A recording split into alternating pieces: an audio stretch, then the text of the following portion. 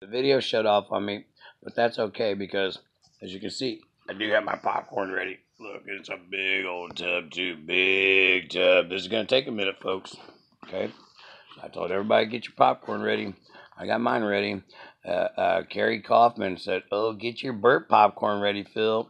Does it look burnt to you, Carrie? No, my popcorn's not burnt. Mine's good, fresh stuff. Yours, I bet, is very burnt. Mmm. Mmm. Mm-hmm.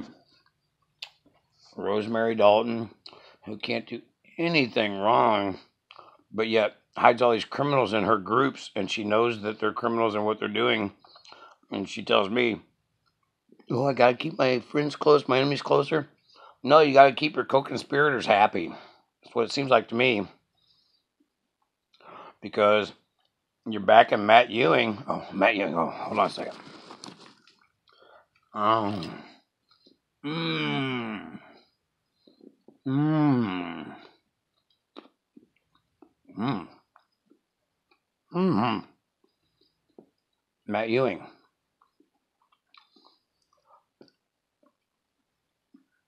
In a slanderous video that he put out about me, in case you didn't notice, he never one time denied having sex charges. He just went in there with a big red square around the comments where I said he's not on a sex offenders list. Read the rest of that paragraph. That was where I exposed him for being a pedophile, and I was told that there was a second last name. So out of fairness, I put, hey, I don't want to put a jacket on somebody like that don't deserve it. So I said, I'll get to the bottom of it one way or the other, but Rosemary claims that she talked to the police and he's not on any sex offenders list. And he didn't box all that in. He just boxed in, he's not on a sex offenders list, and based his whole thing on that. Well, here's the deal. He has already admitted that there was an arrest. He claims that he was urinating in public and a child saw him. That would give him indecent exposure. That's not a felony, folks. The charges he was arrested for is supposedly a felony. So I'm going to get to the bottom of that, because somebody else actually paid $300 for the extended police report, according to them. I'm waiting for this evidence. But supposedly this evidence is caught in a profile that has been hijacked and the password changed. We're trying to recover that account, actually, so that we can recover that evidence. But if not, I'll just get eyewitness testimony as to what that evidence said. Because here's the problem that I have with all of this.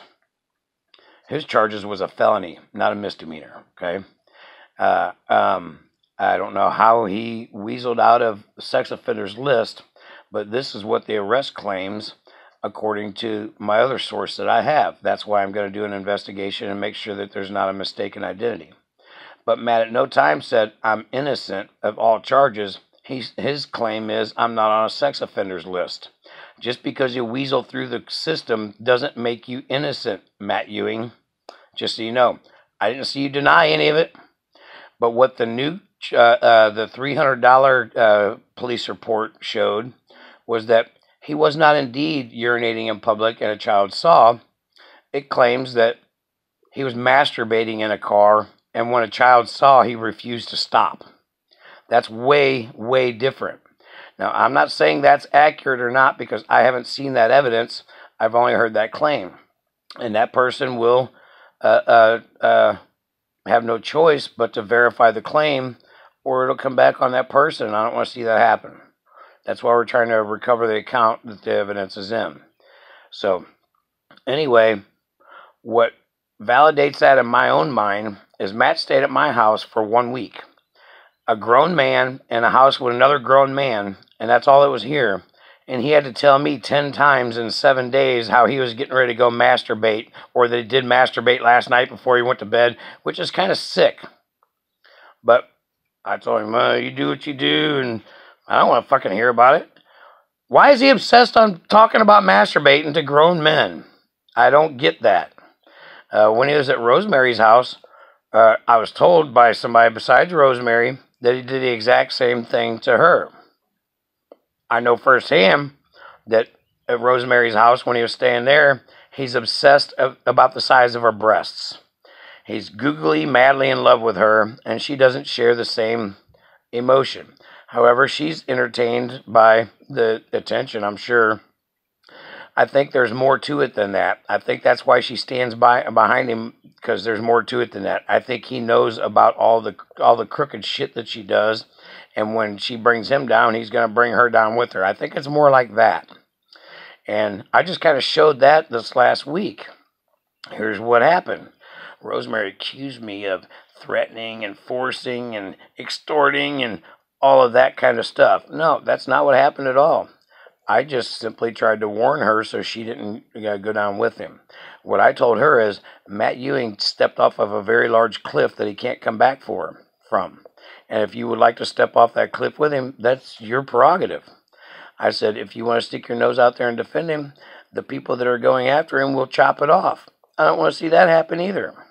So I very politely told her, you can support him, you can do whatever you want, but it's only going to make you and Mafa look bad. So she shit-canned him. Well, I guess he called her and told her whatever he told her. I'll take you down to whatever he told her, because guess what? He's back all of a sudden, and she's being supported loud and proud. At first, she's telling me, oh, he's not on my board. He doesn't speak for us. And I said, well, that's not what you told me, Rosemary. And then the next time, she's like, oh, well, there's 3 different boards. He's on the board of media, because he puffed his chest out there using the Mafa name after she told me he has nothing to do with our board, our decisions. He's strictly media. Well, then he puffs his chest out there for Mafa. Now when he comes back, that slanderous video says he was just doing a job that he's paid for. Oh, sweet. So you're paid for that, Matt? Really? You're paid to slanderize me, Matt? Wow, that says a lot, because I've been trying to get him to see this whole thing this whole time. The big picture that he wanted no part of. He wanted no part of it because he saw a couple of Anon masks and he was afraid of Anon because the pedo hunters already outed him once, and it was very, very miserable for him. So, let's see how this works out for you there, Matt. So he's being paid for this, right? Okay, keep that in mind. That's in their own writing, not mine. That's out there. They put that out there. I didn't. Okay, so, and another thing is, oh, he hurt our organization so bad. He hurt our funding and all of that. I never heard nothing about the victims we're trying to help. All I hear about is, oh, he hurt our funding and nobody showed up for Law Day. Well, they didn't show up for Law Day because Law Day is a joke. As far as the funding goes, hell, my funding's been hurt for 3 years. Nobody seemed to care about that.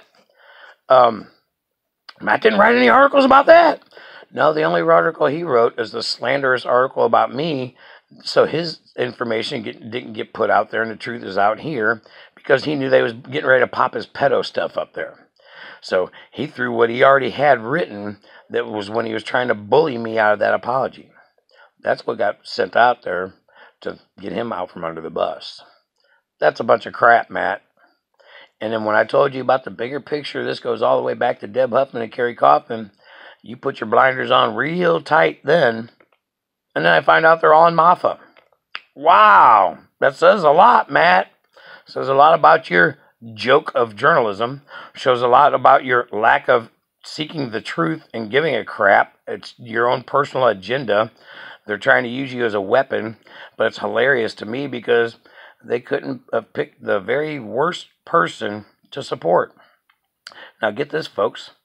Not only did he talk about masturbating at my house all the time, when he was at Rosemary's house, he said this to me in his own words.